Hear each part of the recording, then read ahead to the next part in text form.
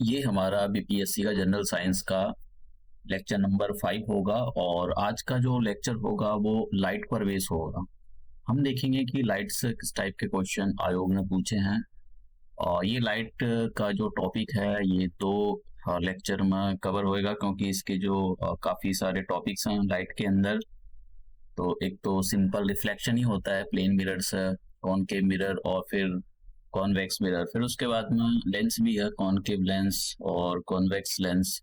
Refraction I mean refraction भी हम पढ़ेंगे, तो रिफ्लेक्शन पढ़ेंगे, रिफ्रैक्शन पढ़ेंगे और डिस्पर्जन पढ़ेंगे, स्कैटरिंग ऑफ द लाइट पढ़ेंगे। तो कुछ थोड़ा सा बड़ा हो जाता है और फिर ह्यूमन आई के बारे में भी पढ़ेंगे, क्योंकि ह्यूमन आई भी जो है वो और जो लाइट पर काम करती है, तो उसके जो कौन कौन से पार्ट होते हैं, किन कितना क्या काम होता है, उसमें भी आयोग ने क्वेश्चन पूछे हैं। तो सबसे पहले मैं आपको जो भी आज का जो टॉपिक है वो देखेंगे, मतलब आज के जो लेक्चर है उससे किस टाइप के क्वेश्चन आयोग ने पूछे हैं। देखिए, एक तो ये क्वेश्चन था for the saving one uses. तो एक तो ये पूछा था कि आयोग के द्वारा क्वेश्चन ये पूछे गए हैं कि अगर किसी को कोई सेविंग कर रहा है तो इनमें से कौन सा मिरर यूज करेगा। ये सारे सवालों के जवाब आज मिल जाएंगे आपको। और यहाँ पर जो स्पीड ऑफ द लाइट होती है 2022 में पूछा था। देखो, ये अपने आप में मतलब डिफिकल्ट क्वेश्चन है।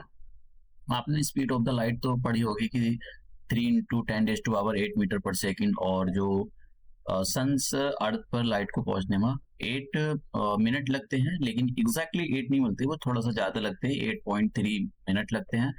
तो वो भी हम देखेंगे।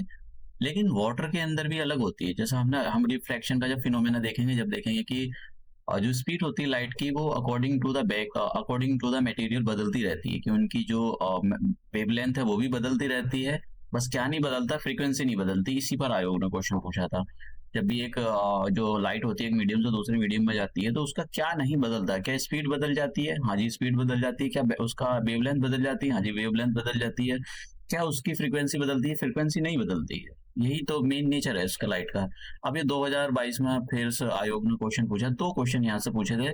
बहुत ही घुमा फिरा कर क्वेश्चन पूछा है, इसकी एप्लीकेशन घुमा फिरा कर ही है, लेकिन हम इसको बिल्कुल क्लिस्टर क्लियर करके देखेंगे आज।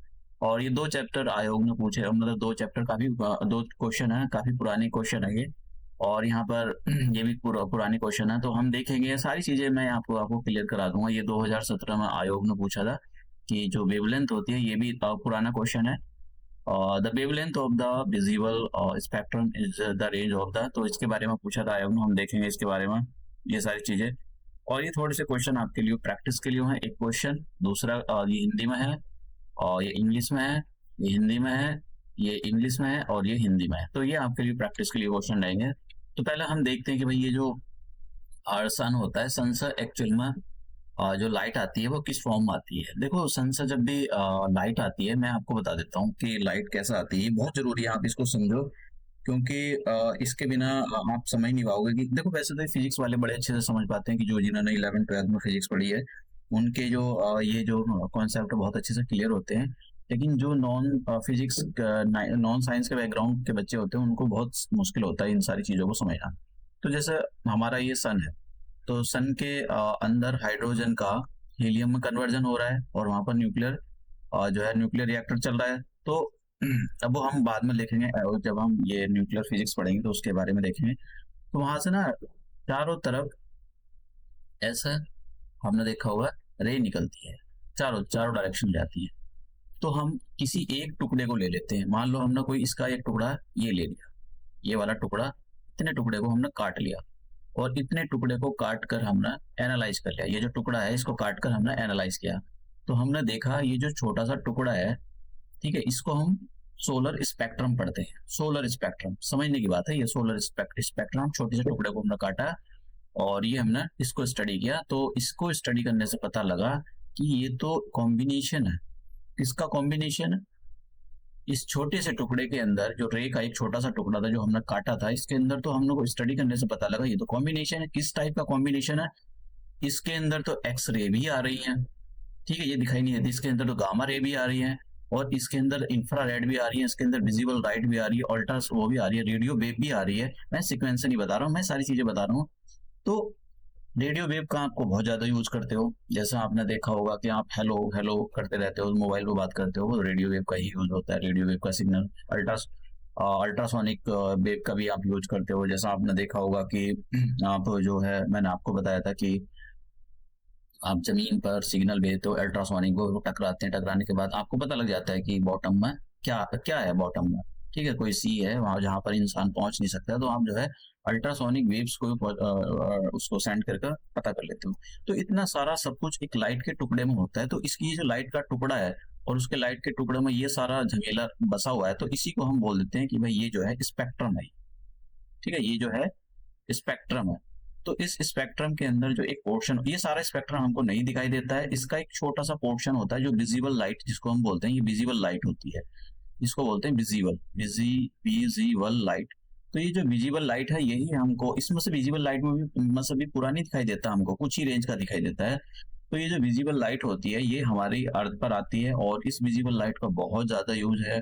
इसका यूज जो है जो पेड़ पौधे होते हैं वो फोटोसिंथेसिस की रिएक्शन कराने में करने में यूज करते हैं, बहुत ज्यादा यूज होता है। सिग्नल पर आप खड़े रहते हो, रेड हो गया, ग्रीन हो गया, वो सारा चीज है सब इसी विजिबल लाइट पर काम करती है। ये विजिबल लाइट जो है आपको केवल एक व्हाइट कलर की फॉर्म में दिखाई देगी। जैसा आप देखते हो कि रोशनी, आप कहोगे कि जो रे होती है व्हाइट कलर की होती है एक्चुअली, और फिर आप जब देखते हो रेनबो बनता है तो रेनबो जो है किसी इस टाइप का फॉर्म हो जाता है। रेनबो, ये जो आप यहाँ पर देख रहे हो रेनबो इस टाइप का फॉर्म हो जाता है। तो ये सब ये इंडिकेट करता है कि ये जो स्पेक्ट्रम आता है, स्पेक्ट्रम जो आता है पूरा का पूरा वो तो हमको नहीं दिखाई देता है। उसके अंदर जो विजिबल लाइट का जो वो एक उसकी थोड़ी विड्थ होती है, जिसको हम अभी वेवलेंथ के फॉर्म में पढ़ेंगे कि उसकी वेवलेंथ क्या होती है। तो विजिबल जो लाइट का वेवलेंथ होता है उसको अगर तोड़ दिया जाए तो वो ऐसे बिखर जाता है ऐसे। और अगर आप इसको प्रिज्म रखो तो प्रिज्म में जो होता है, प्रिज्म आता है कांच का एक होता है, तो वो उसको 7 लाइट में तोड़ कर रख देता है। तो जब हमको पता लगता है अच्छा भैया ये जो एक हमको छोटी सी व्हाइट लाइट दिखाई दे रही थी और हमने इसको प्रिज्म से पास कराया तो ये तो 7 लाइट में डिवाइड हो गई। तो मतलब एक्चुअली ये जो व्हाइट लाइट थी हमको व्हाइट ही लाइट दिखाई दे रही, क्योंकि हमारी आंखें ऐसे बनी हुई हैं। लेकिन प्रिज्म जो था इसने इसको 7 लाइट में तोड़ कर रख दिया। तो इसका मतलब ये होगा ये जो व्हाइट लाइट है वो 7 कलर का कॉम्बिनेशन है जो हमको नहीं दिखाई देता नॉर्मली। तो ये जो स्पेक्ट्रम का एक छोटा सा पार्ट मैंने आपको बताया, तो हम क्या काम करेंगे, छोटे से पार्ट के बारे में पढ़ेंगे। ये जो छोटा सा पार्ट जो है विजिबल लाइट की, उसकी रेंज कितनी होती है, ये सारी चीजें हम पढ़ेंगे। तो सबसे पहला यहाँ पर देखिए, ये पूरा स्पेक्ट्रम आता है निकल कर, उसमें रेडियो वेव भी होती है, माइक्रोवेव भी होती है, इंफ्रारेड भी होती है, विजिबल लाइट भी होती है, अभी हम सीखेंगे, अल्ट्रा वायलेट भी होती है, एक्सरे होती है, गामा रे होती है। किसी की इंटेंसिटी बहुत ज्यादा होती है, ऐसे जैसा आप गर्मी में बाहर निकलते हो तो बहुत ही ये ऐसा चुभन सी मार रही है, तो इसका मतलब क्या है कि उसकी जो इंटेंसिटी है वो बहुत ज्यादा है। ठीक है, अलग और भी टाइप की होती है, लेकिन ओजोन लेयर जो होती है, वो जो हमारा ओजोन लेयर वो उसको फिल्टर कर देती है। तो हम जो पोर्शन पढ़ेंगे वो ये वाला पोर्शन पढ़ेंगे, ये वाला विजिबल लाइट का पोर्शन पढ़ेंगे, बाकी हम ये पोर्शन हम नहीं पढ़ेंगे। माइक्रोवेव, रेडियो वेव, ये हम करना, तो हमको इसका स्पेक्ट्रम जानना है कि ये कि बस देख लो इस टाइप का ये कुछ आता है। अगर इसको स्पेक्ट्रम को ऐसा अपना ये जो आप देख रहे हो गामा रे से लेकर, जैसे मैंने बताया था एक टुकड़ा था लाइट का, जो अभी मैं पीछे बता रहा था कि एक जो रे था, रे के टुकड़े को तोड़ा, उसको मैग्नीफाई करा, और मैग्नीफाई करने से ये सारी चीजें निकल कर आई ये। तो उसमें क्या क्या होता है, उसमें होती है gamma ray, X ray, ultraviolet, visible light और रेड। देखो विजिबल लाइट का छोटा सा डॉट डॉट डॉट डॉट देख रहे हो ना, ये इसी को हमको स्टडी करना है। हमारा जो जो भी हमारी दुनिया है बस इसी में है, ये जो है बस इसी को हम देख पाते हैं। जो भी कलरफुल, मुझे टीवी के कलर अच्छे नहीं दिखाई दे रहे हैं, मुझको टीवी के कलर अच्छे नहीं दिखाई दे रहे हैं, ये लैपटॉप में एंगल से दिखाने से दिखाई देता है, मुझको नहीं दिखाई देता है। तो ये सारी चीजें विजिबल लाइट पर काम करती है, इस वाले पोर्शन पर काम करती है। तो वो हम सारी चीजें देखेंगे, हमारी आंखें विजिबल लाइट को ही देख पाती है, और बाकी ये जो अल्ट्रावायलेट होता है इनको नहीं देख पाती है। तो उसके लिए क्या यूज करते हैं, उसके लिए मशीन यूज करते हैं। कौन सी मशीन यूज करते हैं, लेबोरेटरी यूज करते हैं। लेबोरेटरी का आज ये जो है ये वाले लेबोरेटरी नासा ने भेजे थे, तो उनकी जो आंखें होती हैं वो अल्ट्रावायलेट रे को, एक्स रे और गामा रे को स्टडी करने के लिए बनाई जाती है। हमारी जो आंखें हैं केवल विजिबल लाइट को ही देख सकती है, और विजिबल लाइट में भी एक छोटा सा पोर्शन देख सकती है। तो हम क्या काम करेंगे, ये जो छोटा सा डॉट देख रहे हो ना, ये वाला छोटा सा डॉट जो देख रहे हो, ये दो डॉट के बीच में ये विजिबल लाइट है, ये छोटा सा पोर्शन ही हम स्टडी करेंगे। ये क्या का इसके बहुत सारे फिनोमेना होते हैं। अब इसकी जो ये जो आप देख रहे हो ना यहाँ से, ऐसे ये बाहर ऐसे निकल गया, ऐसे निकल गया, और फिर ये जो लेंथ बन गई है, एक्चुअली इस वेव लेंथ के बीच में हम स्टडी करेंगे। तो आप देख रहे हो ये जो, देखो ध्यान से पढ़ने की जरूरत है। अगर आप इधर से इधर जा रहे हो तो वेव लेंथ कम होती जा रही है, ये वेव लेंथ है, ये नैनोमीटर में दे रखी है 700। देखो विजिबल लाइट जो होती है, विजिबल लाइट का देखो स्पेक्ट्रम हो गया, इसको पूरे को बोलते हैं रेडिएशन, इलेक्ट्रोमैग्नेटिक रेडिएशन, या फिर स्पेक्ट्रम बोल देते हैं। और इस स्पेक्ट्रम के अंदर हम पढ़ेंगे, सोलर रेडिएशन भी बोलते हैं, और इस स्पेक्ट्रम के हम अंदर पढ़ेंगे ये वाला छोटा सा टुकड़ा विजिबल लाइट का, और इसकी जो रेंज होती है 700 नैनोमीटर से लेकर 400 नैनोमीटर के बीच में होती है। ये बहुत इंपॉर्टेंट है। 700 नैनोमीटर के बीच से लेकर 400 नैनोमीटर के बीच में। इसी पे आयोग ने क्वेश्चन मतलब पूछ लिया था, जो जो एकदम ऐसा 30 मार्क खान से बनते ना, ये लाइट ये क्वेश्चन लगा, वो क्वेश्चन। देखो, जब तक जानते हो किसी भी चीज को पढ़ने का एक तरीका होता है कि आप बेसिक फंडामेंटल पहले क्लियर करो and then move the higher level. अगर आपके बेसिक फंडामेंटल क्लियर नहीं है, आप टेस्ट पर टेस्ट लगाते जा रहे हो, सीरीज लगाते, मैंने इतने टेस्ट सीरीज। देखो, टेस्ट सीरीज तब काम करती है बच्चों को, जो टॉपर होते हैं उनको समझ में आता है कि टेस्ट सीरीज और ये सारी चीजें किस पर काम करती है। आपके जब बेसिक फंडामेंटल क्लियर नहीं होंगे तो टेस्ट सीरीज कैसे काम करेगी? टेस्ट सीरीज तभी काम करती है जब आपके बेसिक फंडामेंटल क्लियर होते हैं। तो इसलिए बेसिक फंडामेंटल आपके अगर क्लियर हो जाते हैं, देखो आपने देखा होगा कुछ लिखते हैं कि मेरा पीटी नहीं रुका, मेरा फलाना नहीं रुका, मेरा ढिमकाना नहीं रुका। क्यों नहीं रुका उनका? क्योंकि वो उनको पता है क्वेश्चन कहीं से भी आ जाए, उनके बेसिक फंडामेंटल तो क्लियर ही है। मतलब कि एलिमिनेशन वेलिमिनेशन करके वो जो है इतने क्वेश्चन तो सॉल्व ही कर देंगे जिनका उनका पीटी क्लियर हो जाए। तो इसलिए अपने जो फंडामेंटल क्लियर होने चाहिए। तो ये जो हमारी वेवलेंथ होती है, इस वेवलेंथ के बारे में याद रखना कि ये जो वेवलेंथ है 700 नैनोमीटर से लेकर 400 नैनोमीटर के बीच में जो हमारी जो ये विजिबल लाइट होती है, ये होती है विजिबल लाइट। अब इस विजिबल लाइट के अंदर ही हम पढ़ेंगे, स्टडी करेंगे। अब देखो, ये जो 400 नैनोमीटर से और 700 नैनोमीटर के बीच में आप देख रहे हो ना, इसको भी हमारी आंखें नहीं देख पाती है। इसमें भी मतलब लोचा है। इसमें भी 380 से लेकर और कुछ ऐसी है, कोई 700 तक की रेंज में ही हमारी आंखें जो है सेंसिटिव होती है, उसी को देख पाती है। तो हम केवल इस वाली चीज को वो करेंगे। देखो, लाइट ये देख रहे हो आप, रेड कलर, ये ऑरेंज, वॉयलेट, ये इस टाइप के जो कलर है, ये सभी लाइट है ये। और लेकिन लाइट हमको किस टाइप की दिखाई देती है? व्हाइट कलर की दिखाई देती है, लेकिन अगर उसको ब्रेक करें तो वो इस टाइप की दिखाई देगी। समझ में आया? तो ये हमारा जो है 380 से लेकर और 400 मतलब 700 तक की जो है हमारी आंखें सेंसिटिव होती हैं। देखो, ये थोड़ा थोड़ा बदलता रहता है। तो आपको मतलब बस एक लॉजिक वो समझना उसके पीछे कि मतलब थोड़ा सा आपको जो क्वेश्चन लगा हुआ हो। तो देखो, ये क्या है यहाँ पर ये जो आप देख रहे हो ना, ये इंफ्रारेड है। इंफ्रारेड और के पास में से यहाँ से स्टार्ट हो जाती है, इंफ्रारेड से स्टार्ट हो जाएंगे यहाँ पर 700 मान के चलो इसको, 700 नैनोमीटर। और फिर यहाँ पर ये विजिबल लाइट स्टार्ट हो जाती है, ये वाला टुकड़ा विजिबल लाइट का हो जाता है। और फिर यहाँ से ये आप मान के चलो 3, कहीं 400 कहीं 300 है, तो आप मान लो 400। फिर उसके बाद में अल्ट्रा वायलेट होती है, तो ये आगे फ्रीक्वेंसी बढ़ती चली जाती है। अब ये फ्रीक्वेंसी बढ़ती चली जाती है, फ्रीक्वेंसी कम हो जाती है। वैसे साइंस का टॉपिक है, टेक्निकल टॉपिक है, इतनी आसानी से समझ में नहीं आता है। इसके लिए पूरी 11-12 क्लास में स्टडी करनी पड़ती है, लाइट को, ऑप्टिक्स को अच्छे से स्टडी करना पड़ता है। तो आपको टेंशन लेने की जरूरत नहीं, जितना अपने काम का है उतना ही समझेंगे हम। तो हम जो है ये देखेंगे। अब देखो, आप देख रहे हो ये जो रेड रेड लाइट है, तो इधर ना वेवलेंथ, इधर देखो, इधर वेवलेंथ कैसी हो गई। चलो बाद में देखेंगे इसको, आगे आने वाले उसमें चैप्टर में देखेंगे। तो आप बस इसकी जो है ये याद रखना। अब देखो, अगर आप देखो तो ये व्हाइट लाइट आ रही है, देखो ये व्हाइट लाइट है, ये इसको तोड़ा तो ये स्पेक्ट्रम में निकल गया, और स्पेक्ट्रम में छोटा सा टुकड़ा ये देखो विजिबल लाइट का ये टुकड़ा ऐसा दिखाई तो हमको व्हाइट देती है, ऐसी जैसे रोशनी आ रही है ये व्हाइट। लेकिन जब इसको तोड़ते हैं, जैसे रेनबो से पता लग जाता है, एक रेनबो नेचुरल फिनोमेना होता है, उससे पता लग जाता है कि भाई लाइट जो होती है 7 कलर से मिलकर बनी हुई होती है। अब ये जैसा ये वाला पोर्शन आप रेनबो से ही देख पाओगे, और भी सारी चीजें होती हैं। अब हम यहाँ पर थोड़ी सी चीजों के बारे में पढ़ लेते हैं। तो जो ये जो होती है विजिबल लाइट होती है, उसका वेवलेंथ आपको पता होना चाहिए, 400 नैनोमीटर से लेकर 700 नैनोमीटर के बीच में होता है। कभी एंगस्ट्रॉम के बीच वो भी पूछ लेता है, उसने एक आयोग ने ऐसा मजे काटने के लिए जो है एक क्वेश्चन को एंगस्ट्रॉम में भी कन्वर्ट कर देता है। ये बताओ कि जो विजिबल लाइट होती है उसका जो वेवलेंथ होता है किस किस के बीच में होता है? 4000 एंगस्ट्रॉम से लेकर 7000 एंगस्ट्रॉम के बीच में होता है, इंफ्रारेड और अल्ट्रावायलेट के बीच में। देखो, मैं आपको क्वेश्चन दिखा देता हूँ। चलो पहले ये थोड़ा सा टॉपिक पढ़ लेते हैं, उसके बाद में। अब जैसे मैंने कहा कि जो हमारी आंखें हैं वो इस पूरे का रेस्पॉन्स नहीं दे पाती। हमारी आंखें 380 से लेकर, मतलब थोड़ा सा पता होना चाहिए आइडिया। वैसे तो आप इसी रेंज को, विजिबल लाइट को ही देख पाती है, लेकिन फिर भी इसमें क्वेश्चन आयोग ने यहाँ पर बनाए हैं 380 से लेकर 750 नैनोमीटर के बीच में ही हमारी जो आंखें है वो मतलब उसके लिए सेंसिटिव है, बनी हुई है देखने के लिए। अब लाइट को कितना टाइम लगता है अर्थ पर पहुंचने के लिए सन से? तो देखिए, सेकंड में बात करें तो 499 सेकंड्स, यानी 500 सेकंड लगते हैं। और जो मिनट की बात करें तो 8.3 मिनट्स का टाइम लगता है। लेकिन आप जो है इसको 8 मिनट ही पढ़ते हैं। लेकिन ये टाइम लगता कैसा है ये वाला? जब लाइट की स्पीड 3 × 10⁸ मीटर पर सेकेंड हो, ये टाइम तभी लगता है, समझ गए? क्योंकि लाइट वैक्यूम में चल रही है, तो यहाँ पर जो लाइट है, लाइट वैक्यूम में चल रही है, तो इसीलिए लाइट वैक्यूम में चलने की वजह से वैक्यूम और एयर में जो है इतना ही आप लगाओ कि थोड़ा बहुत ही डिफरेंस होता है, अदरवाइज एयर और देखो एयर और वैक्यूम में सेम स्पीड होती है। एयर में और वैक्यूम में स्पीड होती है 3 × 10⁻⁸ मीटर पर सेकेंड, और जो वाटर होता है वाटर में थोड़ी कम हो जाती है। फिर उसके बाद में ग्लास जो होता है, कांच जो होता है, कांच में और कम हो जाती है। मतलब सब देखो ऐसा नहीं है कि यहाँ पर सबसे कम लिखी हुई है, लेकिन जब उसने बीपीएससी ने क्वेश्चन पूछा 2022 में, तो उसने कांच भी दे रखा था, वाटर भी दे रखा था, एयर भी दे रखी थी, वैक्यूम भी दे रखा था। तो हम देखेंगे कि सबसे जो कम स्पीड है उस क्वेश्चन के हिसाब से वो ग्लास में है।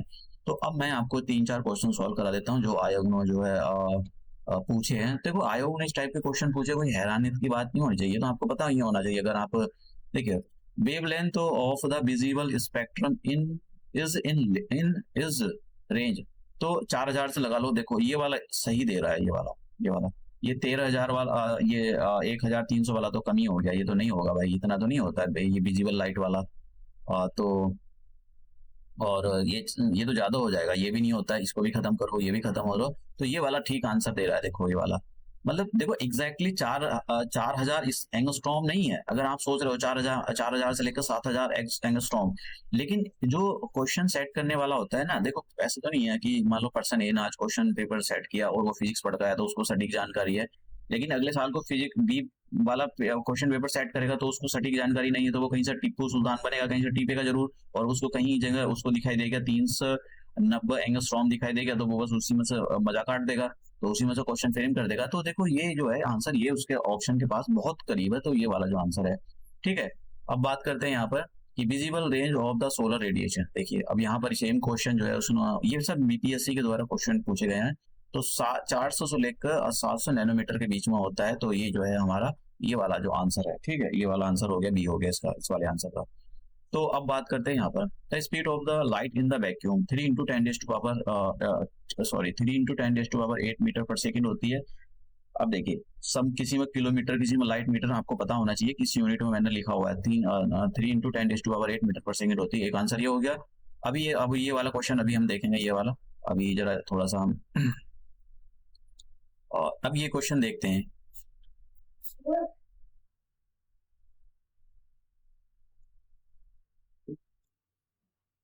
तो ये 2 क्वेश्चन है, इसको उन 2 क्वेश्चनों को लगाओ। देखो 2 क्वेश्चनों में दोनों सिंपल सा है कि यहाँ पर ये वाला question, sunlight from the sun, the sunlight from the sun to the earth reach, तो 8 मिनट्स में पहुंचती है।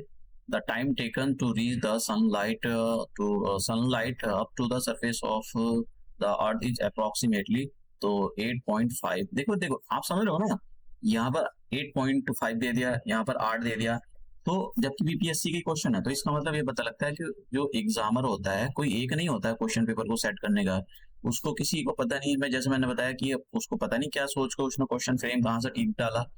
अब ये वाले क्वेश्चन एक और, ये 2022 में पूछा था मैंने, वैक्यूम में, जो आप बताओ वैक्यूम और एयर में मैंने जो है 3 × 10⁸ मीटर पर सेकेंड अलग होती है। वैक्यूम में सबसे ज्यादा स्पीड वैक्यूम में ही होती है, लेकिन एयर और वैक्यूम में सेम ही मानी जाती है। तो आप जो इसी क्वेश्चन के हिसाब से ये, और जो ये मैंने आपको वाटर के अंदर बताया, और ग्लास के अंदर सबसे कम होती है। वाटर के अंदर 5 × 10⁸, और इसके अंदर थी 2 × 10⁸ मीटर पर सेकेंड। तो इसके हिसाब से क्वेश्चन में सबसे कम जो स्पीड होती है, यही पूछ रहा था, speed of the light will be minimum while passing through the, तो ग्लास में सबसे कम होती है। तो ये बात याद रखना, आंसर हो जाएगा इसका सी। तो आप समझ रहे हो, तो इस टाइप के क्वेश्चन देखो, वैसे ये वाला क्वेश्चन डिफिकल्ट है, मैं ये इजी नहीं कह रहा हूँ, क्योंकि ये सब याद रखना अपने आप में थोड़ा बहुत ही चैलेंजिंग हो जाता है। लेकिन जरा ध्यान दो कि कितने बेसिक पे पूछ रहा है ये, कितने बेसिक पे पूछ रहा है। अब ये सारे मतलब काफी सारी चीजें एनसीईआरटी के अंदर आपको गिवन होती है, जब आप रिफ्रैक्शन पढ़ रहे होते हैं उसके अंदर गिवन होती है। तो मैं आपको ये सारी चीजें मतलब धीरे धीरे क्लियर कराता जा रहा हूँ। अब बात करते हैं हम अपने नेक्स्ट टॉपिक के बारे में कि हमारा नेक्स्ट टॉपिक क्या है। नेक्स्ट टॉपिक जो काफी इंपॉर्टेंट, उस पर एक क्वेश्चन पूछा था, ये हमारा हो चुका है। अब ये देखिए, ये सॉरी, तो लाइट होती क्या है, अगर आपसे पूछे तो भाई लाइट होती क्या है, अगर आपको डिफाइन करना है एक लाइन में, तो आप बोलोगे light is a form of energy. Light जो होती है एक एनर्जी की फॉर्म होती है, और जो हमारी हेल्प करती है चीजों को देखने पर।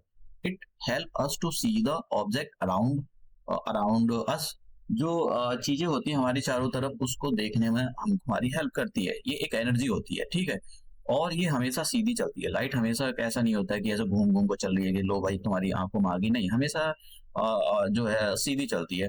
लाइट को लेकर दो थ्योरी हैं, तीन थ्योरी हैं, हम पढ़ेंगे जो लाइट का नेचर होता है उसके लेकर दो थ्योरी हैं। और जो मॉडर्न थ्योरी है क्वांटम थ्योरी ने क्या किया, दोनों थ्योरी को, जो वेव थ्योरी है और जो पार्टिकल थ्योरी है, इन दोनों को कंबाइन करके स्टडी करा। देखो, आप वेव थ्योरी को स्टडी करते हो तो लाइट अलग सा फिनोमेना बताती है, और अगर आप पार्टिकल थ्योरी को स्टडी करते हो तो लाइट अलग सा। तो दोनों चीजों को सेपरेट ही स्टडी करना जरूरी है, क्योंकि दोनों को अगर हम कंबाइन कर दे तो सारे रिजल्ट नहीं मिल पाते।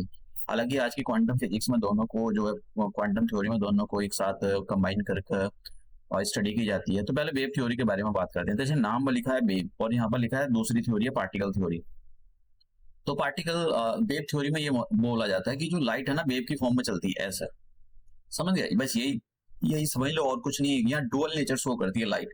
देखो ये जो वेव, सॉरी, जो लाइट है वो वेव थ्योरी, लाइट जो है वेव की फॉर्म में भी चलती है और पार्टिकल की फॉर्म में भी चलती है। इसका मतलब ये होता है कि जो लाइट है डुअल नेचर शो करती है। ठीक है, लाइट डुअल नेचर का मतलब डबल नेचर शो करती है, वेव का भी करती है और पार्टिकल का भी करती है। तो अगर हम पार्टिकल थ्योरी की बात करें तो पार्टिकल में वो बोलता है कि पार्टिकल में भैया लाइट ऐसे चलती है टुकड़ों में, ऐसा, ये टुकड़ों में चलती है, और एक टुकड़े को बोलते हैं फोटोन, एक टुकड़े को बोलते हैं फोटोन। तो दोनों में यही डिफरेंस है, बस आपको डुअल नेचर याद रखना, डुअल नेचर शो करती है लाइट।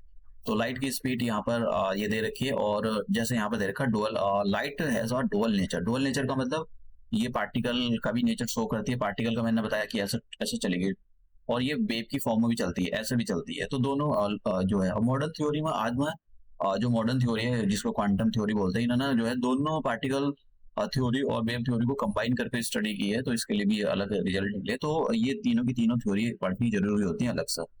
अब यहाँ पर इसी पर क्वेश्चन आयोग ने पूछा था, देखिए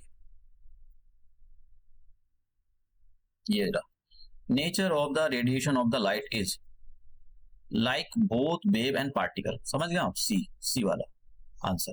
तो देखो आप ये चीजें जो है पढ़नी जरूरी होती है। अगर आप नहीं पढ़ के जा रहे हो तो फिर, और आप क्वेश्चन उसको लगाते जा रहे हो, क्या बोलते हैं, प्राइवेट बैंक, क्वेश्चन बैंक पे बैंक, बैंक पे बैंक, तो फिर मतलब पर्पस डिफिस हो जाता है। एक्चुअल में देखो आपको एनालाइज करना चाहिए कि भाई आपका जो भी क्वेश्चन पेपर है, चाहे आप बीपीएससी का एग्जाम दो, यूपीएससी का एग्जाम दो, उसके नेचर के बारे में आपको, दिमाग जो एग्जामर होता है उसके माइंड सेट को पढ़ने की जरूरत होती है। जो पढ़ लेता है ना, आपने बहुत सारे बच्चों को सुना होगा, मैंने कोई टेस्ट सीरीज नहीं लगाई, वो उसका एक रीजन क्या होता है, वो अपने बेसिक फंडामेंटल क्लियर रखते हैं, और जो बेसिक होता है कि भाई वो क्लियर रखेंगे, और दूसरा उनको पता होता है, माइंड सेट पढ़ के जाते हैं कि भाई आयोग यहाँ से इस डेप्थ से पूछा जा सकता है, तो वो उसी हिसाब से थोड़े थोड़े अपने पिछले साल के क्वेश्चन तैयार करके जाते हैं, और थोड़ा बहुत घर से देख लेते हैं, थोड़ा बहुत, ज्यादा एज अ प्राइवेट जो उस पर सीरीज पर टूट पड़े हैं कि ये कर लो वो कर लो, तो वो भी इतना ठीक अच्छी बात नहीं है। अब बात करते हैं हम इसके लाइट के लॉ ऑफ रिफ्लेक्शन। तो लाइट का लॉ ऑफ रिफ्लेक्शन दो है। देखो रिफ्लेक्शन की बात कर रहा हूँ, जब लाइट किसी भी चिकनी सरफेस या एक स्मूथ सरफेस से टकराती है, तो मान लो ऐसे टकराएगी, टकराने के बाद वो ऐसा चली जाएगी, तो इसी को हम बोलते हैं ये कि जो रिफ्लेक्शन हो रहा है। ठीक है, लाइट आई और फिर जो है बाउंसिंग बैक होगी, that is the reflection of the light. अब इसके अपने अपने जो है नियम है, कानून है, वो क्या है, जरा इसको पढ़ लो कि ये जो लाइट आई, ठीक है, ये लाइट आई, इसको इंसिडेंट रे बोलते हैं, ये बोलते हैं इसको इंसिडेंट रे, मैंने आगे डायग्राम बना रखा है। और ये जो टकराने के बाद गई, इसको बोलते हैं रिफ्लेक्टेड रे। रिफ्लेक्टेड, समझ रहे हो आप, रिफ्लेक्टेड रे। ये मैं यहाँ पर कर देता हूँ, वरना मेरे को लिखना पड़ेगा, रिफ्लेक्टेड रे, और ये होती है इंसिडेंट रे। और एक लाइन होती है, ये क्या है, ये प्लेन है, ये जो आप दिखाई दे रहा है ना, ये है प्लेन, उड़ने वाला प्लेन नहीं है ये। और ये जो प्लेन है, इसके एक लाइन होती है, परपेंडिकुलर होती है, इसको बोलते हैं हम नॉर्मल। वो सीधी ऐसे परपेंडिकुलर होती है, 90 डिग्री का एंगल बना रही होती है, तो इसको बोलते हैं हम नॉर्मल। नॉर्मल, तो आप देख रहे हो इंसिडेंट रे, रिफ्लेक्टेड रे और नॉर्मल, और ये तीनों की तीनों एक ही पॉइंट पर कंबाइन हो रही है यहाँ पर, इसको बोलते हैं जो पॉइंट ऑफ इंसिडेंस। तो ये पॉइंट ऑफ तीनों की तीनों, इंसिडेंट रे, रिफ्लेक्टेड रे और normal, lie on the same plane. Same plane का मतलब एक ही प्लेन, ऐसा नहीं कि लाइट यहाँ से जो है रिफ्लेक्ट इस सरफेस पर हो रही है, लेकिन सॉरी इस सरफेस पर ही और रिफ्लेक्ट इस सरफेस पर हो रही है, ये नियम कानून काम नहीं करता है। ये इस पर जो है एक ही सरफेस होना चाहिए, जैसे एक ही टेबल होनी चाहिए, उसी टेबल से लाइट आए, उसी टेबल पर से लाइट रिफ्लेक्ट हो जाए, तो यही है पहला वाला नियम। रिफ्लेक्शन ऑफ द लाइट का। तो रिफ्लेक्शन ऑफ द लाइट का देखो, अब आप पूछो कि मैं क्यों पढ़ा रहा हूँ भैया, ये आपका एनसीईआरटी में दे रखा है और मैं एनसीईआरटी का कुछ भी नहीं छुड़वाने वाला हूँ। एनसीईआरटी का तो मैं मतलब कुछ नहीं छुड़वाने वाला, एडिशनल चीजें रख दूंगा। पिछले साल के क्वेश्चन पेपर को देखते हुए मैं सारी चीजें नहीं छुड़वाने वाला हूँ, क्योंकि अगर आपने 2023 का देखा हो तो उसमें 2 क्वेश्चन साइंस के, क्वेश्चन नंबर 9 की क्लास की एनसीईआरटी का डायरेक्ट स्टेटमेंट उठाया था उसने, डायरेक्ट स्टेटमेंट, आप समझ रहे हो ना। तो जो बेवकूफ बच्चे से होते हैं उनको ध्यान नहीं देते हैं। और कुछ आपने देखा होगा ना, जो पढ़ाने वाले टीचर होते हैं ना, मैं भी पिछले 15-16 सालों से दिल्ली में पढ़ा रहा हूँ, तो उनका ज्यादा सिलेक्शन हो जाता है। उसका एक रीजन ये होता है क्योंकि वो पूरा एनसीईआरटी पढ़ा कर या जो भी कुछ है, क्योंकि वो पढ़ रहे होते हैं एनसीईआरटी, उनको पता है बेसिक फंडामेंटल यहाँ से आया तो उनका सब क्लियर हो जाएगा। तो अब बात करते हैं यहाँ पर second law of the reflection. Second law of reflection क्या बोलता है? सेकंड लॉ ऑफ रिफ्लेक्शन ये बोलता है, यहाँ पर देखो ये डायग्राम से बना देता हूँ। ये जो इंसिडेंट रे आई और ये जो नॉर्मल आई, तो इसके बीच में एक एंगल बना, इसको बोलते हैं एंगल ऑफ रिफ्लेक्शन। फिर ये नॉर्मल और ये जो सॉरी मैंने गलत बोल दिया, ये उल्टा दे दिया यहाँ पर। तो ये जो इंसिडेंट रे का मतलब आने वाली रे, और इसके बीच में जो एंगल बनता है ये नॉर्मल होगी, और इसके बीच में जो एंगल बनता है उसे एंगल ऑफ इंसिडेंट बोलते हैं। और ये जो नॉर्मल है और ये जो रिफ्लेक्टेड रे जो टकरा के ऐसे चली जाएगी, इसके बीच में जो एंगल बोलता है उसको एंगल ऑफ रिफ्लेक्शन बोलते हैं। तो ये कहता है दूसरा वाला लॉ कि भाई ये जो है ना, एंगल ऑफ इंसिडेंस और एंगल ऑफ रिफ्लेक्शन बराबर होते हैं। यही है लॉ ऑफ रिफ्लेक्शन का दूसरा लॉ, समझ गए आप। तो ये दूसरा लॉ है यहाँ पर, angle of reflection is always equal to the angle of the reflection. तो ये सारी चीजें हैं। अब बात करते हैं यहाँ पर, एक काफी अच्छा क्वेश्चन है कि अगर कोई भी, जैसे मान लो ये प्लेन मिरर है, ठीक है, ये प्लेन मिरर है और कोई ये नॉर्मल हो गई, ये नॉर्मल होगी। नॉर्मल का मतलब इन दोनों के बीच में 90 डिग्री का एंगल बनना है, जैसे नॉर्मल है। तो अगर मान लो कोई लाइट नॉर्मल से ही आ रही हो, लाइट नॉर्मल से ही आ रही हो, तो वो नॉर्मल से ही वापसी चली जाएगी। ये इसको एक बार question Himachal Pradesh public service commission में क्वेश्चन पूछा था, इसलिए मैं बता रहा हूँ यहाँ पर। तो जब कभी भी लाइट नॉर्मल से आती है, तो यहाँ पर लिखा भी है कि लाइट इंसिडेंट जो इंसिडेंट रे होती है वो नॉर्मल से आएगी, तो टकराने के बाद वापसी चली जाएगी, उसी 90 डिग्री से चली जाएगी, ठीक है। तो ये पता होना चाहिए आपको, काफी इंपॉर्टेंट है ये। अब बात करते हैं यहाँ पर प्लेन मिरर के बारे में। प्लेन मिरर आपकी एनसीईआरटी में दे रखा है 10th क्लास की, तो इसे पढ़ाना जरूरी है। अब बात करते हैं कि प्लेन मिरर, देखो प्लेन मिरर होता क्या है। प्लेन मिरर जो है, जैसे लोग कहते हैं ना, अपना शायद आपको आईना देख कर नहीं आए, तो आईना देख कर नहीं आए, प्लेन मिरर देख, प्लेन मिरर का जो आईना होता है, जो वो होता है, उसको देखना चाहिए आपको, क्योंकि वो एग्जैक्टली आपकी वैसी ही जो है रिफ्लेक्शन करके देता है जैसे आप है। आप की जो है नाक टेढ़ी होगी तो वो नाक टेढ़ी करके देगा, आपका मुंह पतला होगा तो वो पतला ही देगा। आप जितना आप 5 सेंट मतलब कि आप मान लो कि 5.53 मीटर मतलब फुट जो भी कुछ है, इतने लंबे हो तो इतनी लंबी आपकी हाइट देगा। तो इसके बारे में पता होना चाहिए। तो प्लेन मिरर की जो कैरेक्टरिस्टिक उसके बारे में पता होनी चाहिए। प्लेन मिरर हमेशा वर्चुअल इमेज बनाता है, ठीक है, वर्चुअल इमेज बनाता है। और हमेशा देखो, एक बात बताऊं आपको, वर्चुअल इमेज और इरेक्ट इमेज का कॉम्बिनेशन चलता है। इरेक्ट का मतलब कोई इमेज सीधी खड़ी है, और इसको बोलते हैं इरेक्ट। इरेक्ट का मतलब सीधा खड़ा हो जाना। एक होती है और इसको बोलते हैं इन्वर्टेड। तो इरेक्ट के साथ हमेशा वर्चुअल चलता है, वर्चुअल। और जो इन्वर्टेड होती है, इन्वर्टेड के साथ हमेशा चलता है रियल इमेज, समझ गए आप। तो ये चीजें हैं, लेकिन ऐसा हमेशा नहीं चलता। हमेशा शब्द मैंने गलत है, किसका आपको बात भी है। तो जनरली चलता है, जनरली शब्द अच्छा यूज रहेगा। जो जहां भी इरेक्ट इमेज होगी, इमेज अगर इरेक्ट है तो वो इमेज वहां पर वर्चुअल होगी, और जहां पर इमेज इन्वर्टेड है, उल्टी बनी हुई है ऐसा, तो वो इमेज होगी रियल होगी। तो याद रखना कि जो हमारा वर्चुअल ये जो प्लेन मिरर होता है वो वर्चुअल इमेज बनाकर देता है और इरेक्ट इमेज बनाकर देता है, समझ में आया। और सेम साइज की देता है। मान लो कि भाई कोई ऑब्जेक्ट यहाँ पर 5 सेंटीमीटर का था, तो उसकी जो इमेज होगी वो भी 5 सेंटीमीटर की प्लेन के अंदर बन जाएगी। प्लेन मिरर की बात बता रहा हूँ मैं। कभी आप सोचो कि भाई मैं यहाँ पर कॉनकेव मिरर या उसकी, क्योंकि उसका फंडा अलग है। अब बात करते हैं, जैसे मान लो यहाँ पर प्लेन मिरर रखा हुआ है, ठीक है, आप उठे सुबह को और आपकी हाइट है मान लो कि 6 फुट के हो, आप कुछ लंबे तगड़े हो, और आप प्लेन मिरर से यहाँ पर खड़े हो, मान लो कि 2 मीटर की डिस्टेंस पर आप खड़े हो, तो आपकी जो इमेज है प्लेन मिरर के अंदर वो वो भी 2 मीटर के अंदर ही बनेगी, आप समझ गए हो। तो ये बिहाइंड ये तो सेम साइज की इमेज बनेगी, जैसे यहाँ पर बनी आपकी, आप 6 फुट के हो तो इमेज भी आपकी 6 फुट की बनेगी। ये प्लेन मिरर है, ये वाला, ये प्लेन मिरर है। और आप प्लेन मिरर के सामने 2 मीटर पर खड़े हो तो इमेज भी अंदर 2 मीटर ही बनेगी। तो ये बहुत इंपॉर्टेंट कॉन्सेप्ट है। एक और यहाँ पर लेटरली इन्वर्जन का मतलब होता है, आपने देखा होगा, अगर आप उसमें देखोगे कैमरे वगैरह में तो शब्दों का उल्टा दिखाई देता है। वो कहीं से अगर मान लो कोई आपको वेब कैम से पढ़ा रहा है, पीछे से क्या बोलते हैं प्रोजेक्टर से पढ़ा रहा है, तो वो शब्द उल्टे दिखाई देते हैं। हालांकि उसके अंदर ऑप्शन आता है, उसको ठीक कर दिया जाता है। तो वो उल्टे शब्द दिखाई देंगे। जैसे मान लो डी ऐसे लिखा है तो वो डी फिर ऐसे बनता हुआ दिखाई देगा। तो ये जो होता है ये लेटरल इन्वर्जन होता है। ठीक है, ऐसे लिखा हुआ है उसका ऐसे बन जाएगा। तो मतलब इमेज पलट गई यहाँ पे। तो ये जो प्लेन मिरर होता है वो लेटरल इन्वर्जन की प्रॉपर्टी भी शो करता है। ठीक है, ये काफी इंपॉर्टेंट। जैसे आपने अपना राइट हैंड प्लेन मिरर में उठाया तो इमेज का राइट हैंड उठेगा। आपना आपका लेफ्ट हैंड उठा तो इमेज का राइट हैंड, आपका राइट हैंड तो इमेज का लेफ्ट हैंड। यहाँ पर एक क्वेश्चन है, David is observing his image in the plane mirror, the distance between the plane mirror and his is 4 centimetre. इसको ट्राई करना, चलो मैं करा देता हूँ। काफी अच्छा क्वेश्चन है। David is observing his image in the plane, तो डेविड खड़ा हुआ है और अपने आप को जो है उसमें, ये प्लेन मिरर है तो अपने आप को प्लेन मिरर में देख रहा है। The distance between mirror and his image, जिस देखो मिरर है और उसकी इमेज, मान लो डेविड यहाँ खड़ा हुआ है और उसकी इमेज जो है यहाँ बन रही है।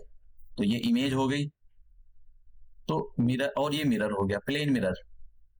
तो डेविड की जो इमेज है उसके बीच में 4 मीटर की डिस्टेंस है। If he move 1 metre towards the mirror, तो ये जो है, तो इसका मतलब ये हो गया डेविड की भी जो है यहाँ से 4 मीटर की होगी। अब ये जो है 1 मीटर इधर चला, तो अब डेविड आ गया यहाँ पर। तो अब इतनी कितनी डिस्टेंस रहेगी, ये 3 रहेगी। तो इसकी इमेज की जो डिस्टेंस है वो भी 1 मीटर आगे हो जाएगी। तो ये भी कितनी हो जाएगी, 3 मीटर हो जाएगी। ठीक है, तो अब वो कह रहा है कि distance between the David and his image, तो इसकी इमेज ये है डेविड की और डेविड ये खड़ा, तो इन दोनों के बीच की इमेज कितनी, डिस्टेंस कितनी होगी, 6। तो आंसर हो जाएगा 6। तो समझ गया। तो वो ये इसी की एप्लीकेशन हो जाता है। ऐसे क्वेश्चन आयोग फ्रेम कर दे तो भाई देखो, इसमें हैरानियत की बात होनी नहीं होनी चाहिए, क्योंकि आयोग को कॉन्सेप्ट क्लियर करके जाना चाहिए। अब यहाँ पर ये कॉन्सेप्ट है, ये क्वेश्चन है। तो प्लेन मिरर किस टाइप की इमेज बना कर देता है, image form by the plane mirror. Virtual बनाता है, बिल्कुल सही बात है, वर्चुअल बनाता है। बिहाइंड दे, पहले ये हटाओ कि जो जो नहीं बनाता है, रियल नहीं बनाता, इसको हटाओ, ये तो है ही नहीं है बिल्कुल। वर्चुअल बनाता है, वर्चुअल बनाता है, इसमें भी ठीक है। Behind the mirror, behind the mirror, ये भी ठीक है। इनलार्ज बनाता है, ये गलत बात है यार, इनलार्ज नहीं बनाता। जितने आप हो उतने ही बनाएगा। आप मान लो कि जैसे मैंने बताया 6 फुट के हो तो इमेज भी 6 फुट की ही बनेगी। तो सेम साइज की बनाता है। तो ये जो इस हिसाब से जो इसका आंसर बी आंसर है। ठीक है, इस टाइप से आयोग आपके साथ खेल सकता है। अब बात करते हैं हम ये कॉनकेव मिरर इसके बारे में। तो यहाँ पर समझ लो, देखो ये काफी अच्छे कॉन्सेप्ट है। ये वाला ऐसा मिरर जो होगा और आप अपना फेस देख रहे हो इधर, ये पीछे सिल्वर की कोटिंग की जाती है और इधर अपना मुंह देख रहे हो। ये वाला जो है ना, इस वाला जैसे गुफा जैसा है ना, ये गुफा जैसे उसमें मुंह देख रहे हो। एक होता है ये वाला। तो अब आप इस वाले जो बल्जिंग सरफेस है ना, ये बल्जिंग आउट हो रही है ये वाली, अब यहाँ पर देख रहे हो आप इस वाले, इसमें अपने अपना मुंह देख रहे हो। तो अपना मुंह यहाँ देखोगे तो पीछे की ओर इसके कोटिंग होती है और सिल्वर की कोटिंग की जाती है, सिल्वर की कोटिंग।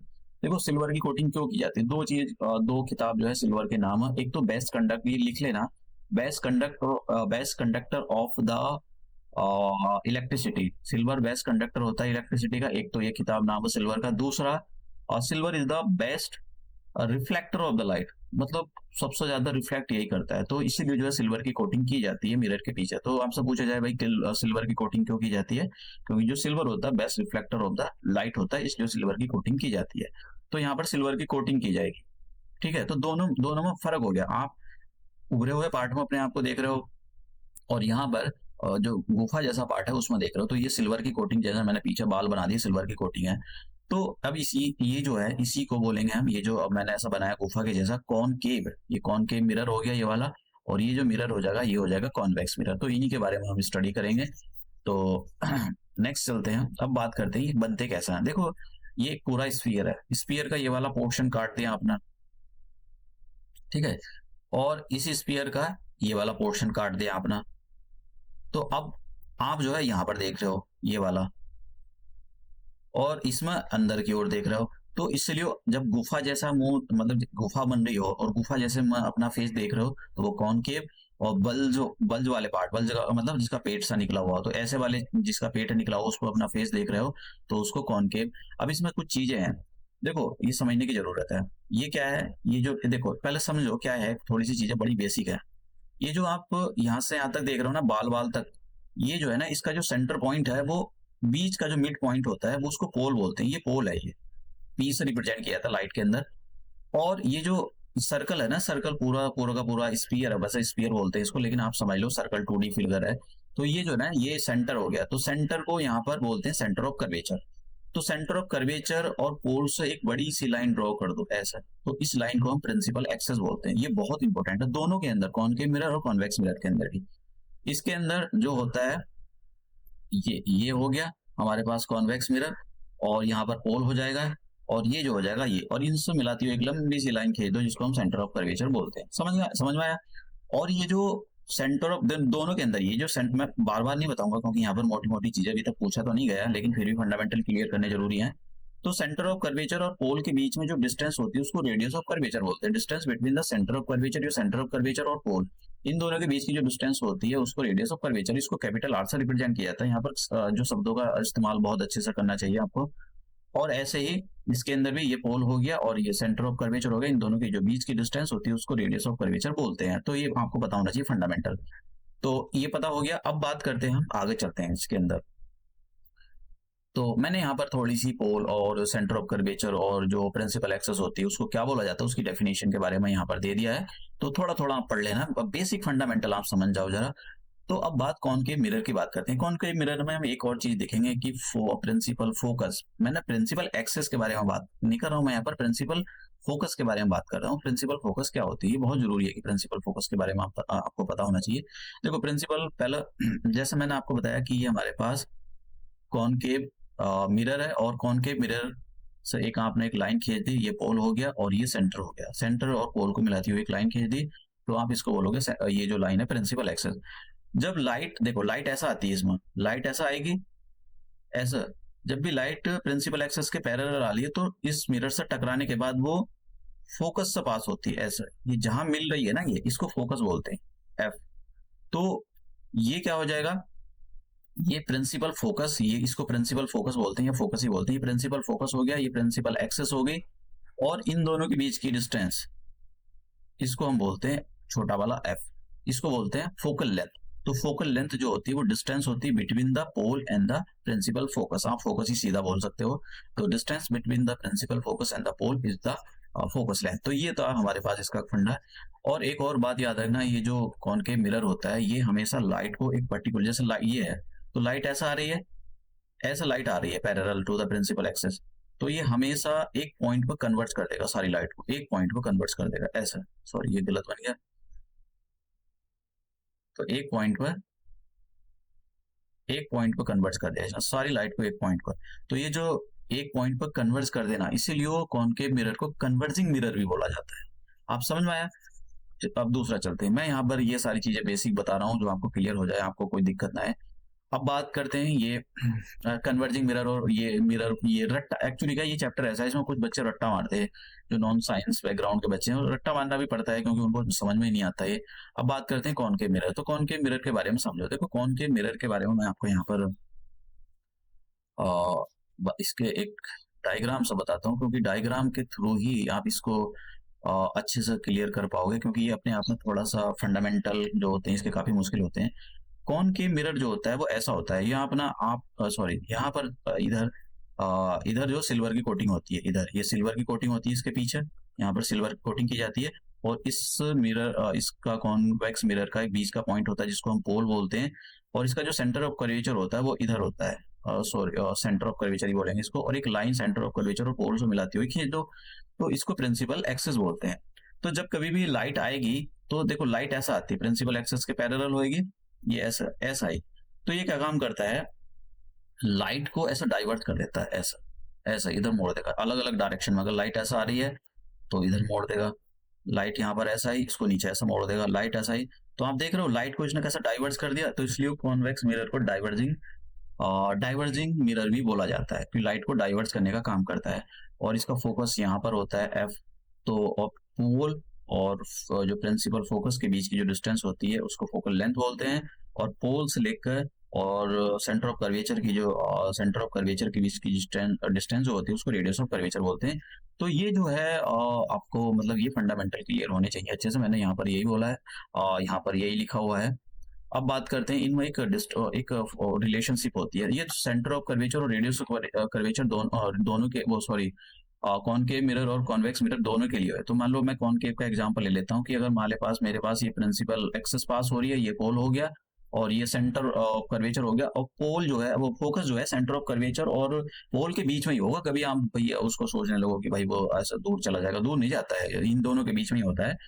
तो ये जो बड़ा वाला एफ है, इसको जिसको हम प्रिंसिपल फोकस बोलते हैं, और पोल के बीच की जो डिस्टेंस होती है एफ होती है, और ये जो सेंटर ऑफ कर्वेचर और पोल है, इन दोनों के बीच की जो डिस्टेंस होती है उसको हम आर बोलते हैं। देखो लेक्चर थोड़ा बड़ा हो जाएगा, तो इसमें एक रिलेशन होती है, एक रिलेशन होता है। आप देख रहे होंगे आर बड़ा है, एफ से आर बड़ा है, तो एफ से आर कितना बड़ा होता है?